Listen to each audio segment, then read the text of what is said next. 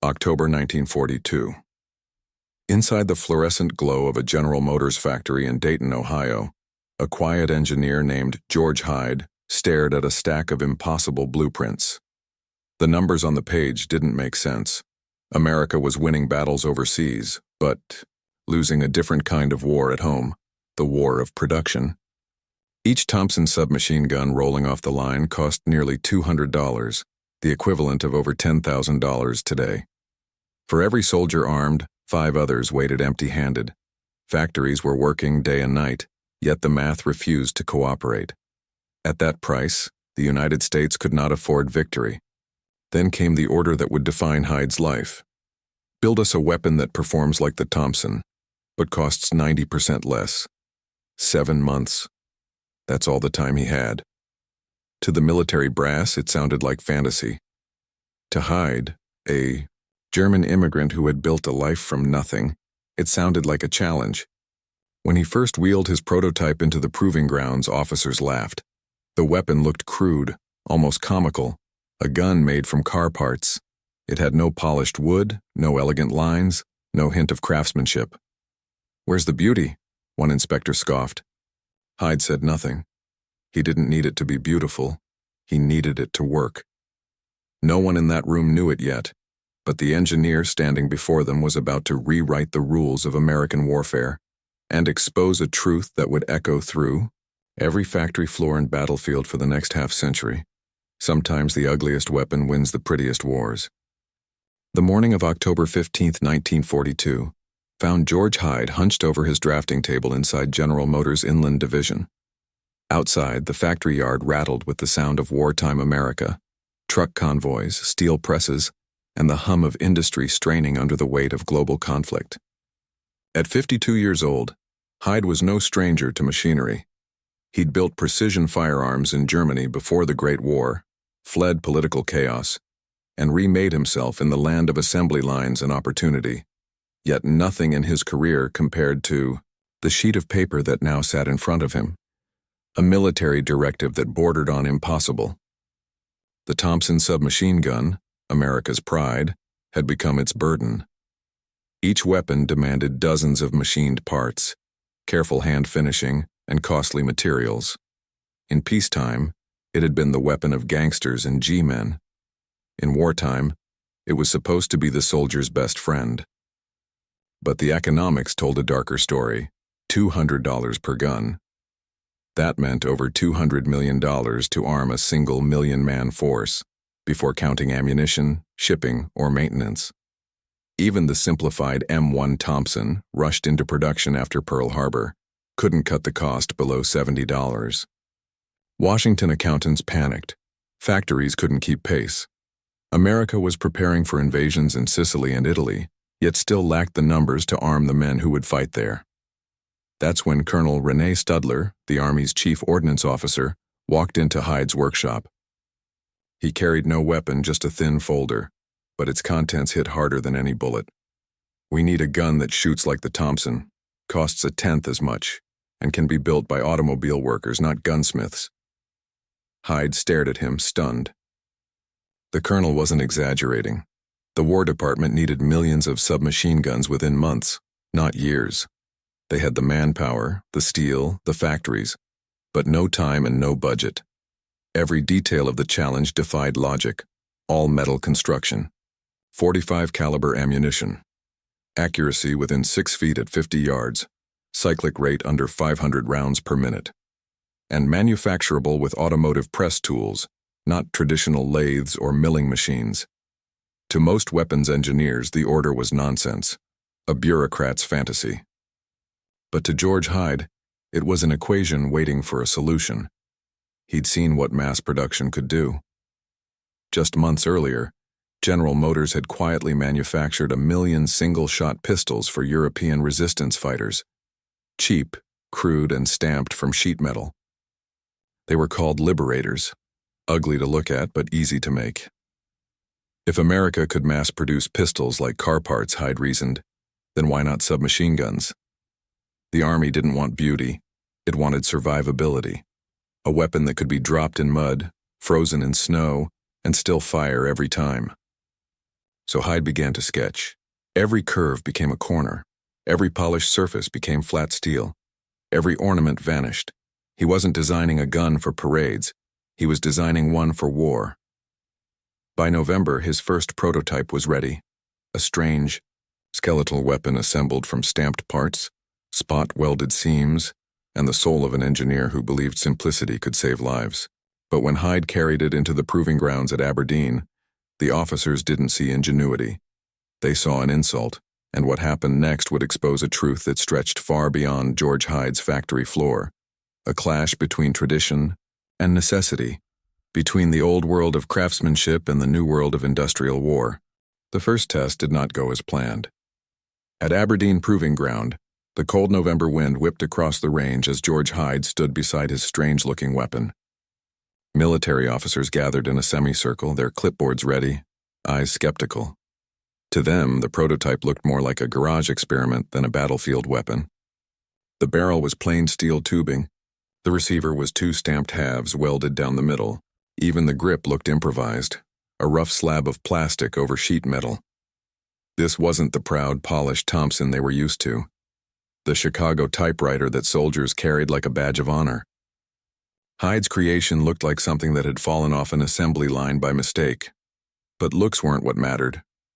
The question was whether it could fire. Hyde inserted a magazine, stepped back, and nodded to the range officer. The gun coughed a short burst of 45 rounds, a harsh metallic rhythm echoing through the air. The recoil was steady. The barrel didn't climb. The rounds hit their target in a tight pattern. Then, silence, the officers whispered among themselves. One of them scribbled a note, frowned, and finally said what everyone was thinking. "It's ugly." Hyde smiled faintly. "Ugly works," he replied. But the Army wasn't ready to believe that yet.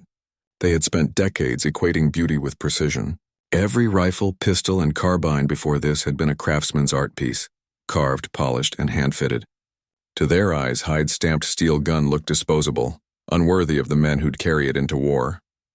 Colonel Studler took notes in silence. He saw promise but also risk. Mass production had never built something this mechanically complex before. The factories knew how to build cars, not submachine guns. The tolerances were different. The stakes, infinitely higher. When the tests concluded, Hyde's weapon passed in function but failed in faith. The report called it mechanically sound, aesthetically poor. Most inventors would have stopped there. A prototype that technically worked but politically failed. But Hyde was not most inventors. That night he sat in his modest Dayton apartment sketching by lamplight. Each failure note from the Army became an improvement. He shortened the barrel, simplified the trigger group, removed unnecessary machining steps. Every modification cut cost, time, and weight. He understood what the military didn't, that war was no longer won by craftsmen, but by production lines. The next prototype was even simpler. Gone was the notion of interchangeable parts between weapons, an unnecessary luxury in total war. Instead, Hyde designed for ease of replication. Each part could be made by different factories in different states, using the same tools that stamped car fenders or refrigerator panels. He partnered with Frederick Sampson, another engineer from General Motors. Together, they treated the gun not as a weapon, but as a mechanical problem. They replaced traditional machining with sheet metal stamping, welding, and pressing, techniques unheard of in firearm design. The gun's nickname in the shop became the grease gun because it resembled the mechanic's tool used for lubricating engines. Hyde didn't mind. To him, that nickname was prophecy, a symbol of the gun's identity, cheap, practical, and reliable. Meanwhile, across the Atlantic, the war grew bloodier. The invasion of Italy loomed, and the European theater consumed men and munitions faster than America could replace them. The War Department's desperation turned into urgency. Colonel Studler, who had once doubted Hyde, now began to listen. "If your design can really be built by auto factories," he said, "you'll have your chance." And that chance came sooner than anyone expected. By early 1943, the guide lamp division of General Motors, a plant that once built headlights, was retooled to build Hyde's weapon. Stamping presses replaced wood lathes, welding stations replaced engravers, and assembly lines once meant for cars began turning out guns. It was the beginning of something far greater than a new firearm. It was the dawn of a revolution, where Detroit's machines became America's arsenal, and one immigrant engineer's crude design began to outshine every elegant weapon before it.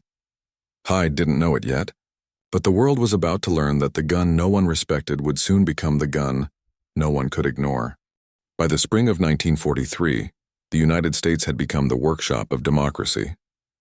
Every city hummed with the sound of wartime production, furnaces glowing through the night, trains carrying tank parts, shipyards alive with sparks and sweat. But even as American factories thundered with record output, one statistic haunted the War Department. The average cost of equipping a single infantryman had nearly doubled since the attack on Pearl Harbor. Steel, brass, and copper were stretched thin. Ammunition plants ran nonstop, yet the military's appetite for weapons only grew. Every commander wanted submachine guns. Every front needed more, but every accountant knew the truth. At $200 apiece, the Thompson was bleeding the budget dry. By comparison, Hyde's experimental weapon, still in pre-production testing, promised to cost less than $25. That number sounded unbelievable, even reckless. But if it worked, it would mean something extraordinary. The Army could equip 10 soldiers for the cost of one. The military brass began to do the math. And what they saw changed everything. If Guidelamp could deliver Hyde's design at scale, the U.S. could deploy hundreds of thousands of new weapons within months, arming not just infantry, but tank crews, paratroopers, engineers, and supply guards. Every man in the field could finally carry automatic firepower. But the path from prototype to mass production wasn't smooth. Factories used to building car doors and dashboards now had to work with tolerances measured in thousandths of an inch. Welding errors that didn't matter in automobiles could cause fatal misfires in firearms. Thousands of workers had to be retrained almost overnight. To keep production moving, Hyde and Sampson simplified the design even further. The barrel was pressed rather than machined. The bolt was reduced to a single piece of steel. The firing mechanism was trimmed down to its most basic geometry. Every unnecessary feature was stripped away. No polishing, no bluing, no wood furniture. The M3 was as plain as it could get, a tool for killing, not for admiring. When the first mass production models rolled off the line, Colonel Studler himself inspected them. The weld seams were visible. The finish looked rough. Yet when he pulled the trigger, the M3 spat a perfect burst of 45 rounds without jamming once. Studler turned to his team and said, "It's ugly as sin, but it works." And that was all the Army needed to hear. Within weeks, the Ordnance Department approved the weapon for full-scale production. It would officially be designated the U.S. submachine gun caliber 45 M3. The cost per unit, $22.75, were astonishing. For the price of a dinner in New York, America could now build a weapon of war. When news of the approval reached Detroit, production ramped up at a pace no one thought possible. Assembly lines that once built headlamps and bumpers now produced over 1,000 M3s a day. By mid-1944, more than 600,000 units had been delivered. The U.S. Army had gone from shortages to surplus, not through better design or more resources, but through a change in philosophy. For decades, American weaponry had been built with pride, polish, and precision, symbols of craftsmanship and identity. The M3 broke that tradition. It proved that victory depended not on artistry but on output, and that shift was more than technological. It was cultural. For the first time, an American weapon had been designed not by the Army but by industry, tested on the factory floor rather than the shooting range. It was a gun born from Detroit's logic. If you can build one, you can build a million. To some, it felt like a betrayal of the old way, of the men who had spent their lives perfecting the fine tolerances of a bolt-action rifle. But to others it was liberation. The M3 was proof that America's true weapon wasn't the soldier's trigger finger. It was the assembly line. Every stamped barrel, every welded seam, every pressed receiver told the same story. That a nation's strength was measured not by its beauty, but by its ability to produce. From the cockpit of a P-51 to the belly of a Sherman tank, everything America built now spoke the same language. Efficiency, standardization, speed. George Hyde's $20 gun wasn't just a new firearm. It was a signal, a mechanical declaration that the age of handcrafted warfare was over. The industrial age had finally come to the battlefield. When the M3 finally reached the front lines in early 1944, it didn't arrive to cheers. Soldiers unboxed the first shipments in dusty depots across England and Italy, expecting something that looked like the legendary Thompson, heavy, solid, respectable. Instead, they found a dull gray weapon that looked like it had been welded together from plumbing scraps. Its nickname spread immediately: the grease gun. No one remembered the engineer behind it. No one knew about the sleepless nights in Dayton, the arguments in Washington, or the industrial gamble that had brought it to life. What they saw was a weapon that looked wrong. The steel was unfinished. The stock was a simple metal wire. The trigger assembly rattled when you shook it. The charging handle was replaced with a small crank. It didn't even have a wooden grip. For men who had grown up admiring the Thompson's polished walnut and shining receiver, the M3 looked like a joke, an insult to the soldier's pride. In the pubs of London and the trenches of Anzio, the jokes wrote themselves. "They're arming us with oil cans," some said. "Next they'll give us wrenches for rifles." Even some officers protested. One logistics officer wrote home, "It resembles something made in a high school machine shop." But the Army didn't care about appearances. The M3 wasn't meant to impress. It was meant to multiply. Every new crate delivered to Europe meant hundreds more soldiers armed. And when the time came to fight, the laughter began to fade. The first real test came during the Italian campaign. Mud, rain, and chaos defined the battlefield. Thompsons, with their tight tolerances and polished bolts, jammed when grit got inside. The M3, with its wide clearances and stamped parts, kept firing. Soldiers began to notice. The same weapon they mocked refused to fail them when everything else did. It was lighter, too, 6 pounds lighter than the Thompson, and quieter in automatic fire. Tank crews discovered they could store it easily inside cramped hatches. Paratroopers appreciated that it broke down quickly for jumps. Little by little, the ugly gun began to earn respect. In Normandy, the M3 proved its worth again. The tight urban fighting demanded compact weapons. The grease gun's short barrel and slow rate of fire made it surprisingly controllable. A trained soldier could fire short, accurate bursts, conserving ammunition and staying on target. Reports began coming in from the field. Reliable under mud. Easier to clean. Less recoil than expected. The same officers who had mocked its looks now requested more for their men. Still, not everyone was convinced. Some of America's allies, particularly the British, looked down on the M3, calling it cheap and unrefined. But that was the point. It was cheap. It was unrefined. It was American practicality weaponized. George Hyde, back in Dayton, rarely saw the frontline reports. He was still refining small details, tolerances, lubrication systems, and manufacturing improvements. To him, the gun's journey from factory to foxhole was proof that his vision worked. A design that didn't just save time and money, but lives. And yet, even as the M3 gained fame for its reliability, a strange irony lingered.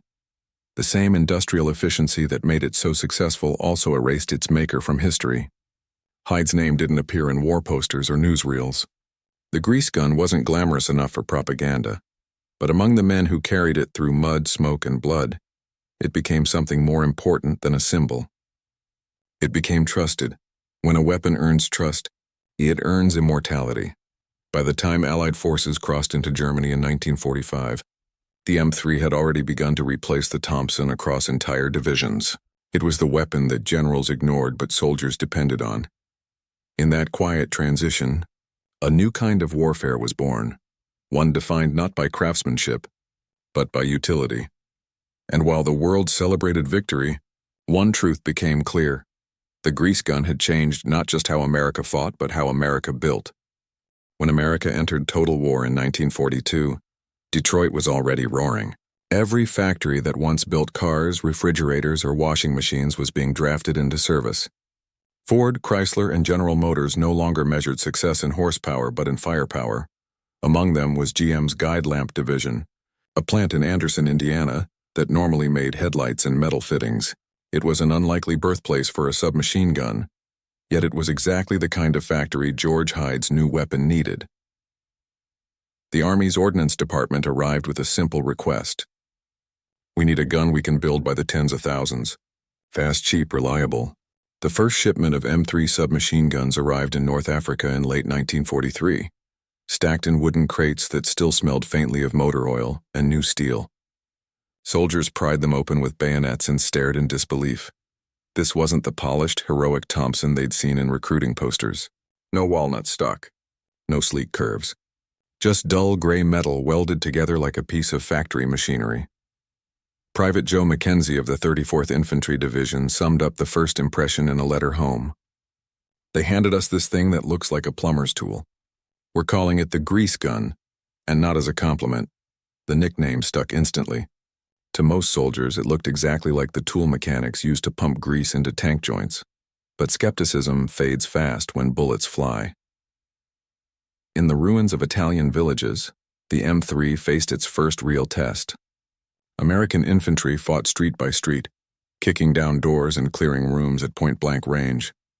The Thompson, heavy and awkward, was powerful but hard to control.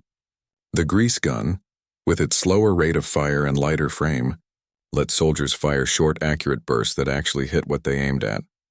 Corporal Frank Daly, who carried both guns in Italy, later wrote in his field diary, "The Thompson was a beauty, but the grease gun saved my life. It just didn't quit, even when it was caked in mud." What began as doubt was turning into reluctant respect. The M3's compact size made it especially beloved among tank crews. Inside a Sherman tank, there wasn't room to swing a full-sized rifle, let alone a Thompson.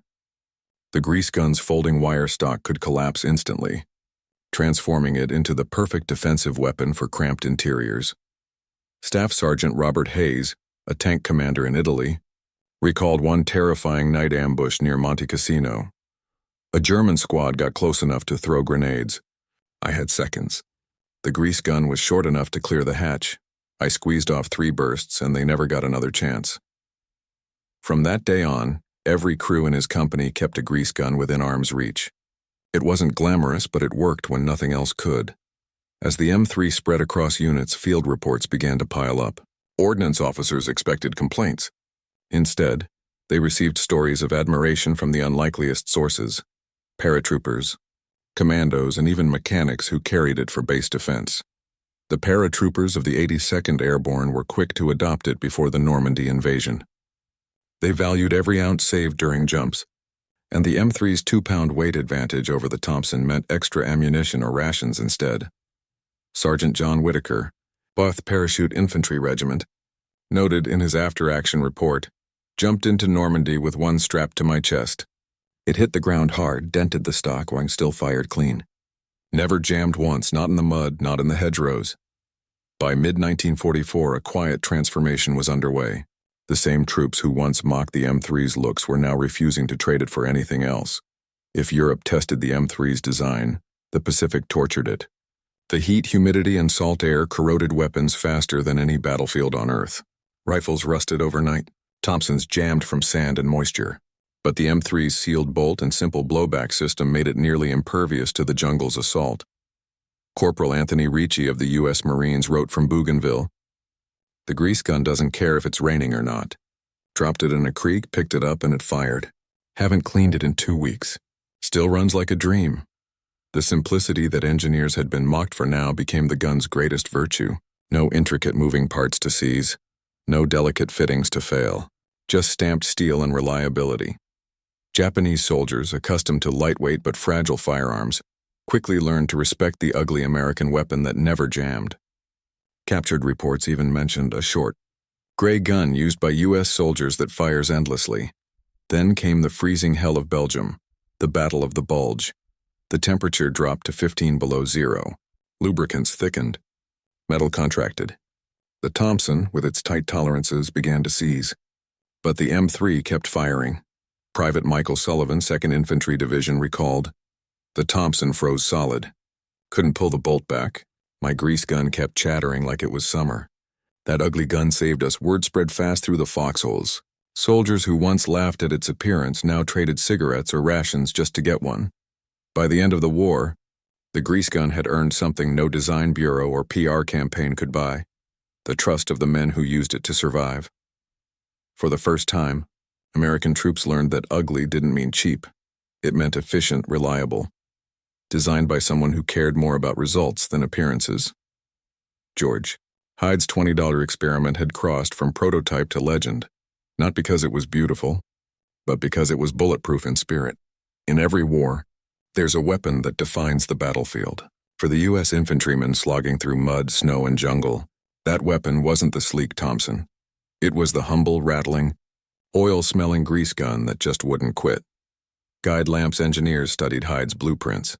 Unlike the milled steel Thompson, his design could be stamped from sheet metal and welded together like car parts. No wooden stock, no fancy machining, just cold-pressed steel and functional geometry. The concept fit Detroit's language perfectly.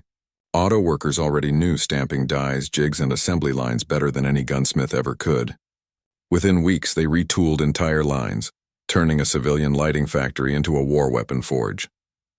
By spring 1943, the first prototypes emerged. They were crude but revolutionary.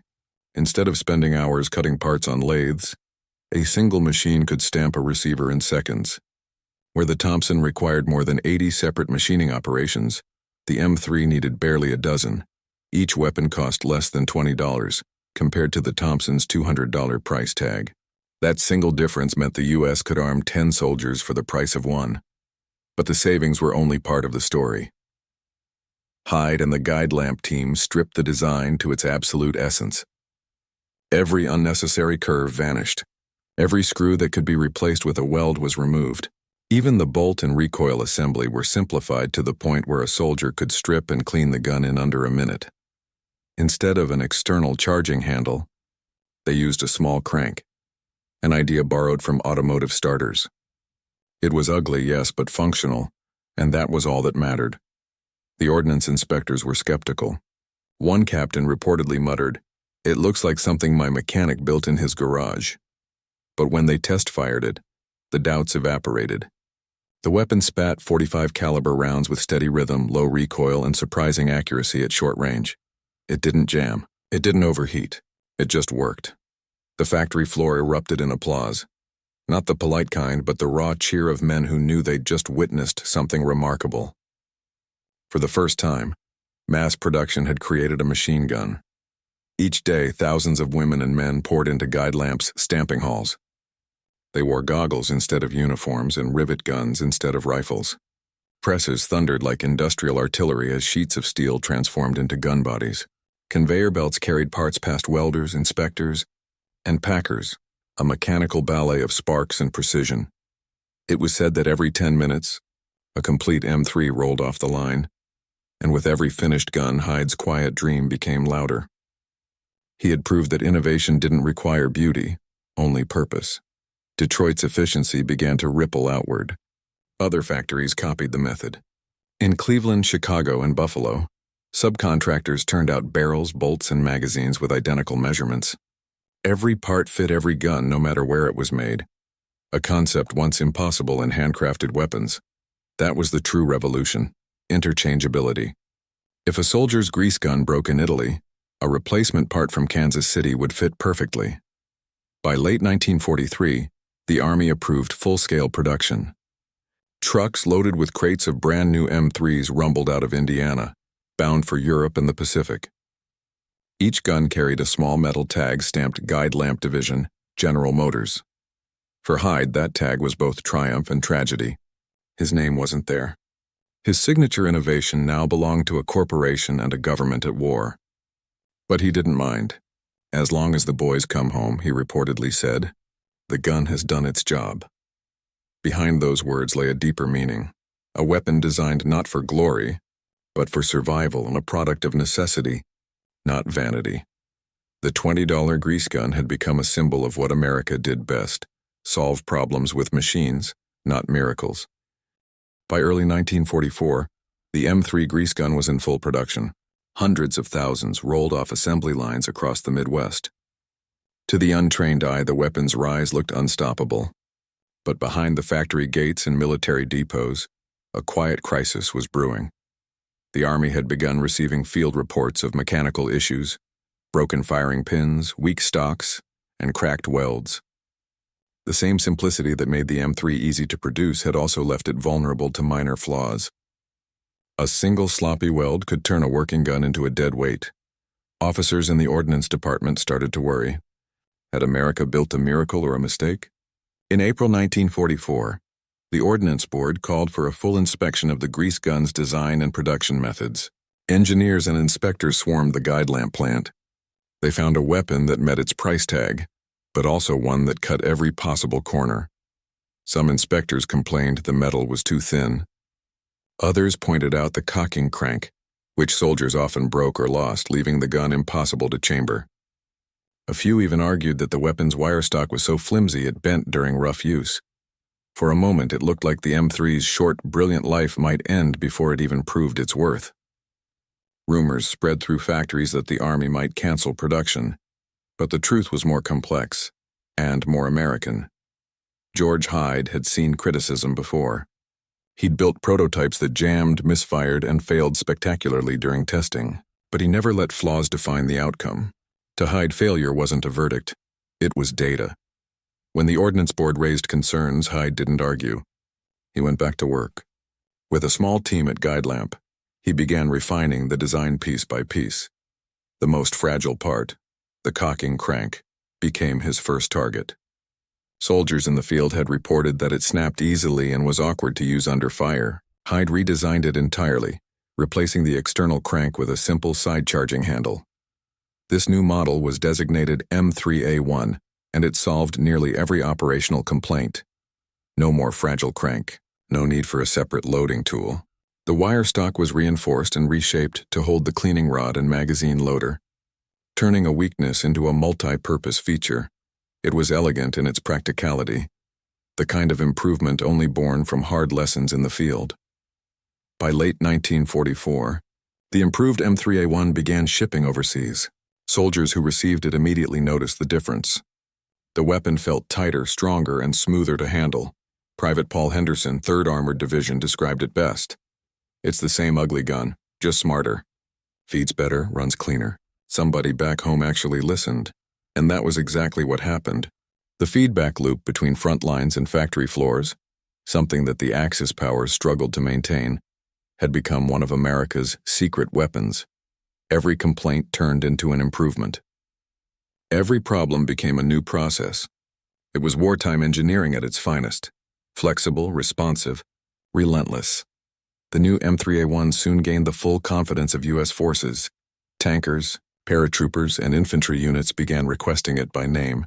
The weapon had evolved from a stopgap experiment into a field-tested symbol of industrial intelligence. Even the skeptics in the Ordnance Department came around. Colonel René Studler, one of the Army's senior ordnance officers, later remarked that the M3A1 proved that simplicity is not the enemy of quality, if you understand how to build it right. By the end of 1944, the U.S. had produced more than 600,000 M3s and M3A1s combined. Factories ran day and night stamping, welding, and shipping crates across the Atlantic. The same workers who once doubted the gun now took pride in every unit they built. Women on the assembly line signed their initials inside the stock plates, leaving tiny marks of ownership that soldiers would never see. Each mark was a quiet reminder that America's strength didn't come from perfect machines. It came from people who refused to give up when things went wrong. The M3A1's first major proving ground came in the closing months of the war, during the push into Germany. In ruined cities like Cologne and Frankfurt, soldiers relied on its compact design for close combat. Reports from the field described the gun performing flawlessly, even after being dragged through rubble and mud. One squad leader wrote, "It doesn't care about dirt, rain, or snow. Pull the trigger, it fires. That's all we need right now." The weapon that once symbolized cost-cutting now embodied reliability under chaos. And as Allied troops liberated Europe, the grease gun earned an unexpected new reputation, not as the cheap alternative to the Thompson, but as the everyman's weapon that embodied the spirit of American resilience. When the war finally ended in 1945, Hyde's grease gun had survived its own battles, political, industrial, and mechanical. Factories that once doubted its value now celebrated its production numbers like victory tallies. George Hyde never became famous like Browning or Garand. There were no parades for him, no newspaper headlines, but every tank crewman, every paratrooper, Every soldier who fired an M3A1 owed something to his quiet genius. The engineer who proved that excellence could be stamped, welded, and assembled by ordinary hands. The war ended in 1945, but the grease gun story didn't.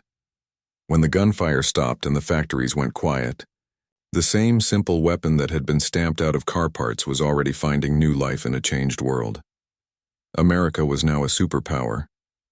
Its factories had built the arsenal that saved democracy, and among the aircraft, tanks and ships stood this humble $20 weapon, a reminder of what mass production could achieve when guided by necessity rather than pride. The U.S. Army kept the M3A1 in service long after the Thompson faded into history.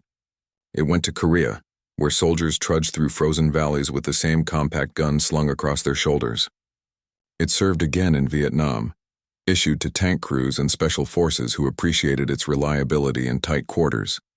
Even decades later, as high-tech rifles replaced the old iron, the grease gun lingered. The U.S. Army's last M3A1s weren't officially retired until the 1990s, nearly half a century after their birth in a converted auto parts factory. No other American submachine gun had lasted that long.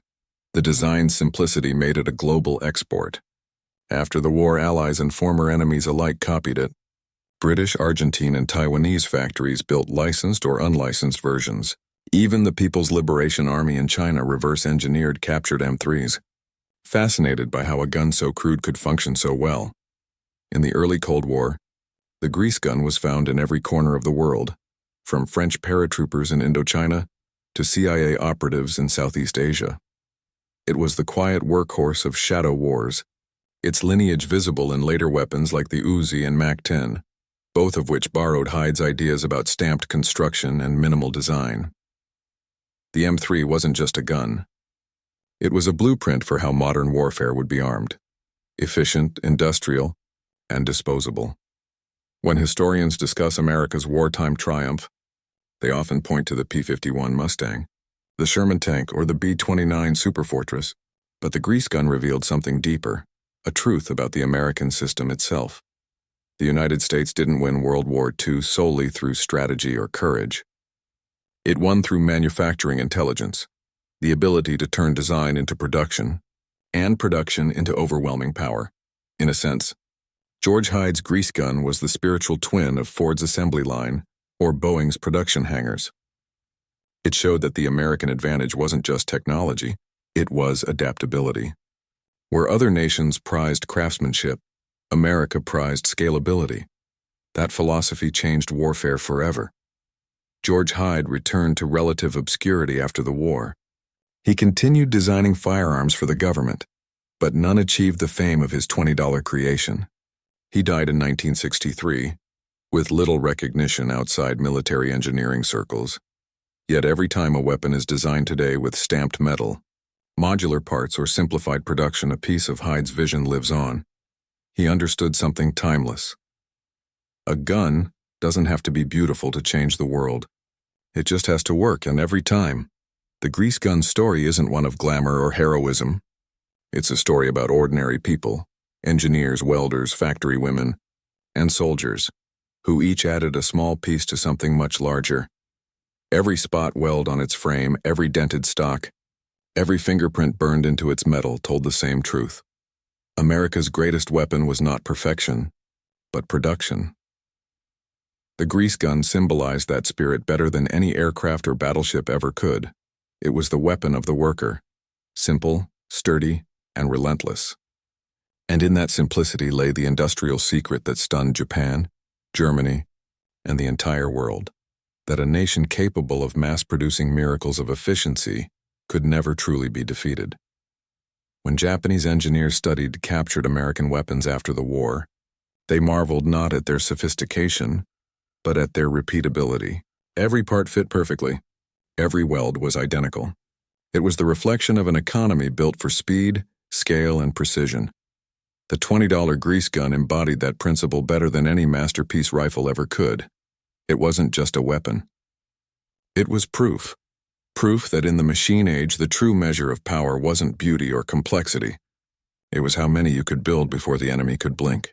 The next time you see an old rusted grease gun in a museum, remember what it represented. It wasn't the weapon of heroes or generals. It was the weapon of workers, built fast, used hard, and forgotten quickly. But it changed the world all the same because sometimes history isn't written by the most beautiful machines. It's written by the ones that simply don't stop working. If you enjoyed this story of forgotten innovation and industrial genius, make sure to like, subscribe, and share this video. We'll keep uncovering the hidden stories that shaped World War II, one invention, one idea, and one engineer at a time.